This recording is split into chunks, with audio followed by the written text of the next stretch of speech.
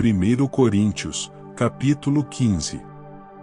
Irmãos, venho lembrar-lhes o evangelho que anunciei a vocês, o qual vocês receberam e no qual continuam firmes. Por meio dele vocês também são salvos, se retiverem a palavra assim tal como a preguei a vocês, a menos que tenham crido em vão. Antes de tudo, entreguei a vocês o que também recebi, que Cristo morreu pelos nossos pecados, segundo as Escrituras. E que foi sepultado e ressuscitou ao terceiro dia, segundo as Escrituras.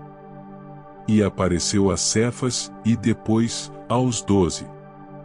Depois, foi visto por mais de 500 irmãos de uma só vez, dos quais a maioria ainda vive, porém alguns já dormem. Depois, foi visto por Tiago e, mais tarde, por todos os apóstolos. Por último, depois de todos, foi visto também por mim, como por um nascido fora de tempo.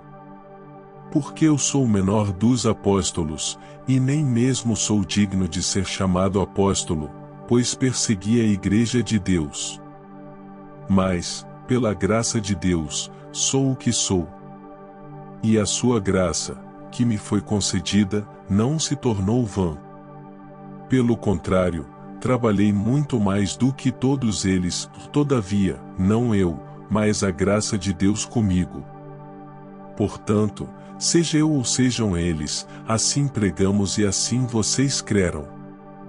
Ora, se o que se prega é que Cristo ressuscitou dentre os mortos, como alguns de vocês afirmam que não há ressurreição de mortos? E, se não há ressurreição de mortos, então Cristo não ressuscitou. E, se Cristo não ressuscitou, é vã a nossa pregação, e é vã a fé que vocês têm. Além disso, somos tidos por falsas testemunhas de Deus, porque temos testemunhado contra Deus que ele ressuscitou a Cristo, ao qual ele não ressuscitou, se é certo que os mortos não ressuscitam. Porque, se os mortos não ressuscitam, também Cristo não ressuscitou. E, se Cristo não ressuscitou, é vã a fé que vocês têm, e vocês ainda permanecem nos seus pecados. E ainda mais, os que adormeceram em Cristo estão perdidos. Se a nossa esperança em Cristo se limita apenas a esta vida, somos as pessoas mais infelizes deste mundo. Mas, de fato, Cristo ressuscitou dentre os mortos, sendo ele as primícias dos que dormem. Visto que a morte veio por um homem, também por um homem veio a ressurreição dos mortos. Porque, assim como, em Adão, todos morrem, assim também todos serão vivificados em Cristo. Cada um, porém, na sua ordem em Cristo, as primícias, e depois, os que são de Cristo, na sua vinda. E então virá o fim, quando ele entregar o reino ao Deus e Pai, quando houver destruído todo o principado, bem como toda a potestade e poder. Porque é necessário que ele reine até que tenha posto todos os inimigos debaixo dos seus pés. O último inimigo a ser destruído é a morte. Porque ele sujeitou todas as coisas debaixo dos seus pés. E, quando diz que todas as coisas lhe estão sujeitas, certamente exclui aquele que tudo lhe sujeitou. Quando, porém, todas as coisas lhe estiverem sujeitas, então o próprio Filho também se sujeitará àquele que todas as coisas lhe sujeitou, para que Deus seja tudo em todos.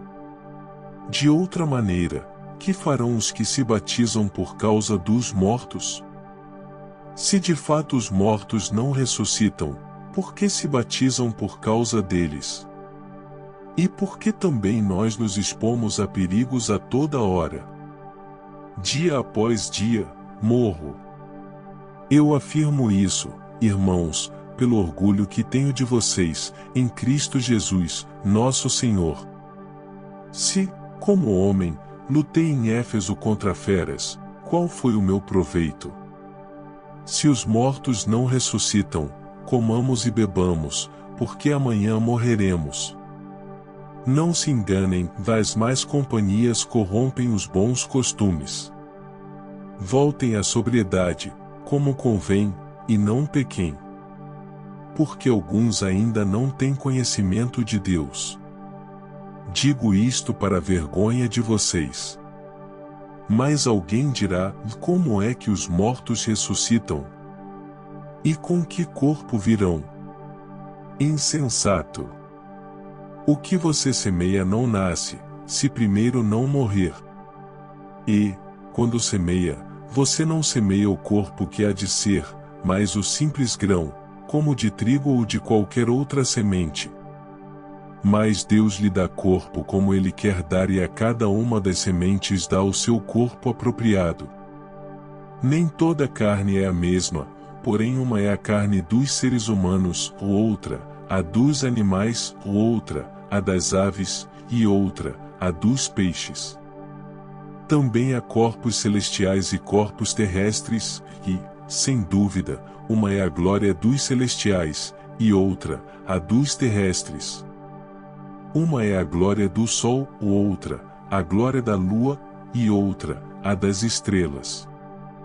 Porque até entre estrela e estrela há diferenças de glória. Pois assim também é a ressurreição dos mortos. Semeia-se o corpo na corrupção, ressuscita na incorrupção. Semeia-se em desonra, ressuscita em glória. Semeia-se em fraqueza, ressuscita em poder. Semeia-se corpo natural, ressuscita corpo espiritual. Se há corpo natural, há também corpo espiritual. Pois assim está escrito: o primeiro homem, Adão, se tornou um ser vivente. Mas o último Adão é espírito vivificante. O que vem primeiro não é o espiritual, e sim o natural, ou depois vem o espiritual.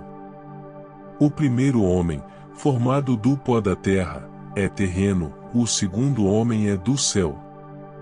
Como foi o homem terreno, assim também são os demais que são feitos do pó da terra, e, como é o homem celestial, assim também são os celestiais.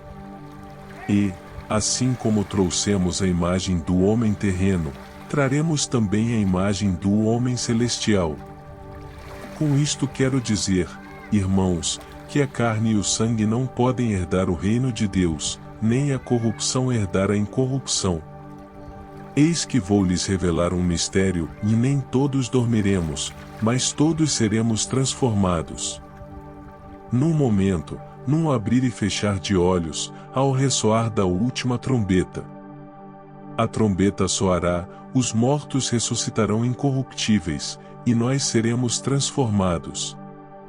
Porque é necessário que este corpo corruptível se revista da incorruptibilidade, e que o corpo mortal se revista da imortalidade. E, quando este corpo corruptível se revestir de incorruptibilidade e o que é mortal se revestir de imortalidade, então se cumprirá a palavra que está escrita: tragada foi a morte pela vitória. Onde está, ó morte, a sua vitória? Onde está, ó morte, o seu aguilhão?